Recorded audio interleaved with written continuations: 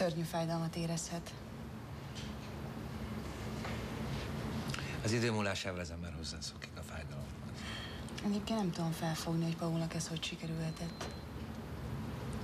Az elixírt nem birtokolhatja gonosz ember, és csak tiszta szívvel lehet megszerezni. A transzmutáció az itt zajlik. És nem a tégelyben. Paul a sötét mágia adeptusa volt. Biológiailag 65 éves, de alig látszott 40 nap. Őt a sötét erők tartották életben, nem a bölcsök köve. Egyébként meggyőző alakítás volt. Már kezdtem elhinni, hogy Kéri meghalt. Volt egy pillanat, mikor nem tudtam eldönteni, hogy ez az ember Kéri vagy Merkúrius. Vagy mind a kettő. Vagy egyik sem. Látja, erre nem is gondoltam.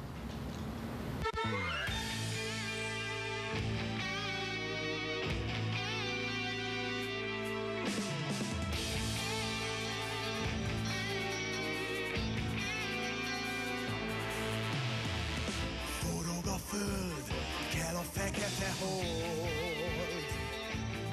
Azt ígérte, olyan ajtót nyit ki előttem, melyen csak ritkán lépnek be halandók. Tanítványa vagyok, famulusa és titkos szeretője egy személyben. Egyszer azt mondtam neki, félek a holnaptól. Már nem így gondolom. Halló, tessék? Pronto. In eterna mamen. Siamo a teatro. Il signor Conte ha spento il proprio cellulare. Un momento. Vatikából keresnek. Il signor Conte vi richiamerà ancora in questo secolo. Így leszek ma valaki más. 100 meg 100 új láb. Soha senki nem állhat az utamba többé. A jövő itt van.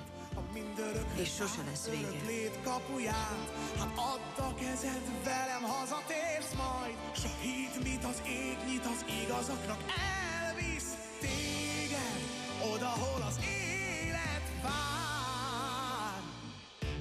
Jövő a múlttal összeér.